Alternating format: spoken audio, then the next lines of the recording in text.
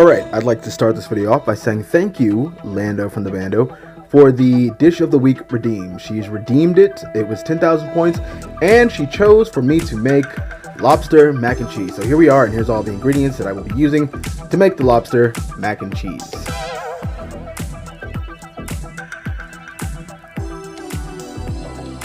First things first, we're going to let our fire get nice and hot. We're going to bring a pot of water to a boil. We're going to go ahead and add some salt to the water to speed up the boiling process a little. And then once it comes to a boil, we're going to add in our cavatappi pasta to the water. And we're going to add some olive oil, some extra virgin olive oil, so that the noodles do not stick together. Because the last thing we want is to get to the end of this process and have the motherfucking noodles stuck. Like, what are you doing? What? Okay, so gonna give it a good stir after all that, and then we're going to move on while that is cooking to our cheese. Boom, boom, boom. We got our 4 cheeses right here. Bam, out of the gate. We got our cheddar, our sharp white cheddar, our Gouda, and our other cheese.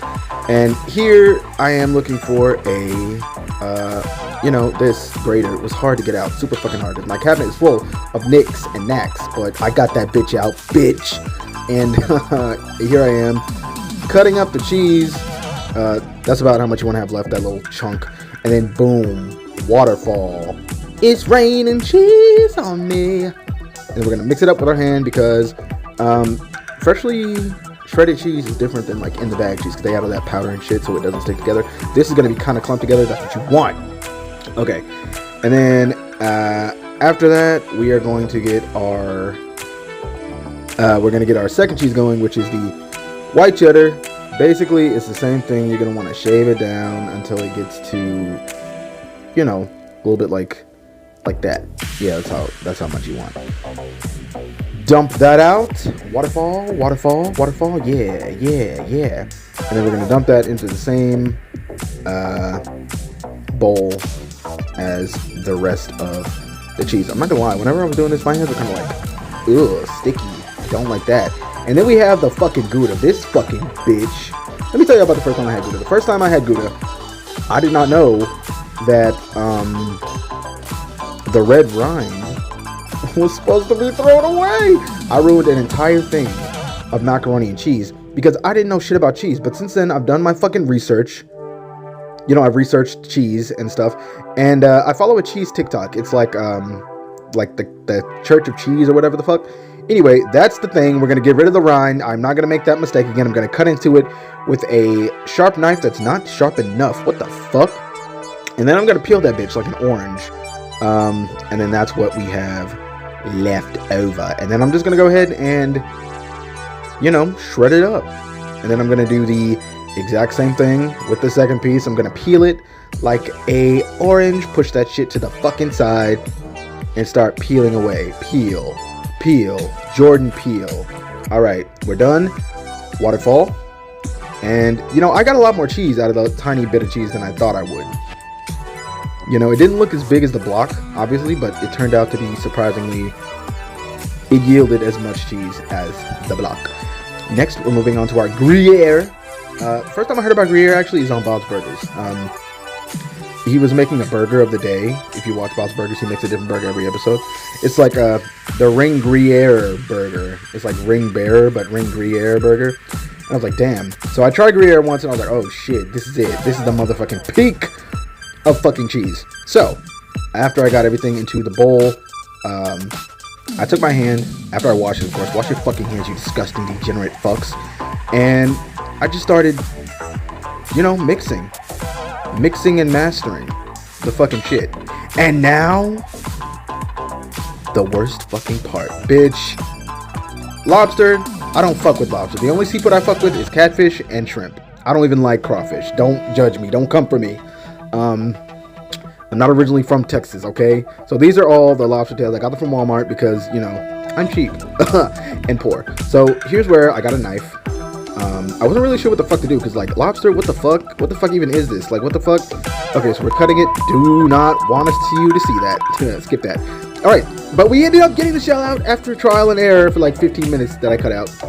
And then I went along and did the same process for all of the fucking lobster. Bitch ass lobster, bro.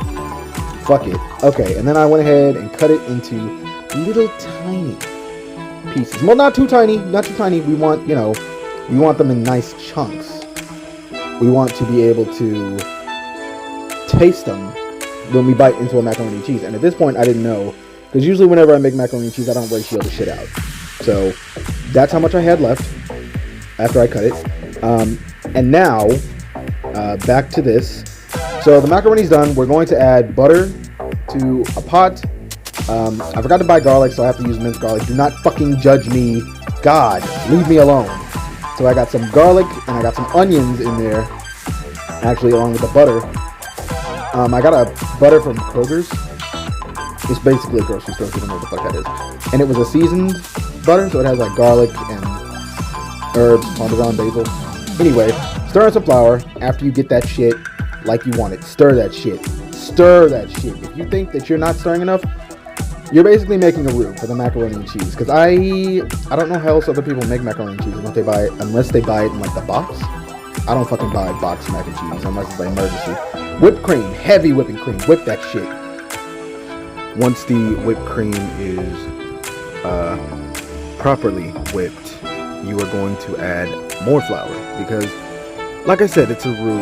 And, roux is basically like layering the ingredients until you find the right consistency. And I want mine to be like semi-thick, semi-thin, So I went ahead and added the rest of the heavy whipping cream and I whipped that shit some more, because why not?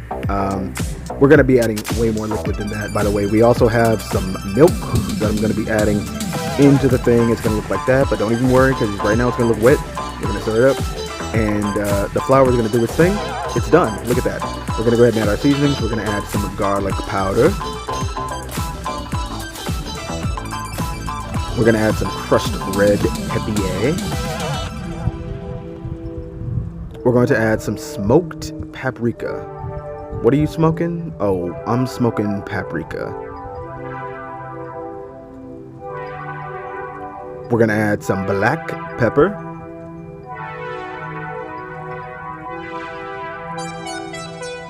And then finally, we're going to add some of that good red jalapeno garlic seasoning. If you guys have not found this in the store or don't know what this is, it's Kinder's. Go buy it. It goes on everything. It goes well on everything. That's the final result. And then we're going to take that mixed cheese, and then we're going to mix it up. We're going to mix it up into our roux, basically. And that's how we're going to get our macaroni and cheese sauce. More than that. Yeah, okay, that's probably good. We're going to want to save some of that cheese for later on because we're going to layer the macaroni and cheese. But right now we're going to give that a stir. We're going to get it to the consistency that we want, basically, which is that. That's pretty perfect right there. So I went ahead and buttered up a pan. We're going to add macaroni. And like I said, we're going to layer it. So after the macaroni, we're going to add some of that cheese sauce. And after the cheese sauce, we're going to add some cheese. Some of that shredded cheese that I told you to save for later. I forgot to add the lobster because the lobster was supposed to go in with the garlic butter and onions. I literally forgot an entire step, so I'm having to cook this separately, and now everything else has to wait, which is a shame because the cheese kind of I want everything to be done at once. I fucked up. I fumbled the bag with the food.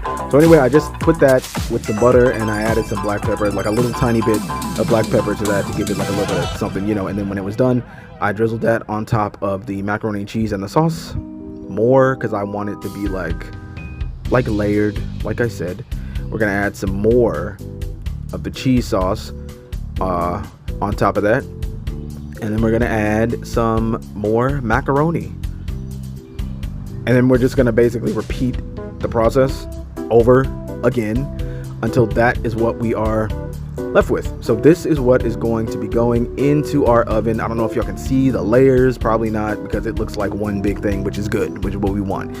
So we put the oven to 350. I did about 30-40 minutes. Bye bye, baby. Okay, and this is the end result. This is it. This is the finished macaroni and cheese. And me, I like my shit a little bit brown on the top. Burnt, actually. So I went ahead and put it in the broiler. And look at that. Look at the end result. Let's see. It looks rough on the top, but look what happens when you dig in. Oh my God. That shit is wet. Make it swim. That shit is wet. Look at it. It just drips off the spoon. So, that's literally it. That's literally all it takes to make lobster mac and cheese. So, if you want to see me make something, all you have to do is watch my channel, redeem 10,000 points, and, redeem dish of the week. All right. Bye.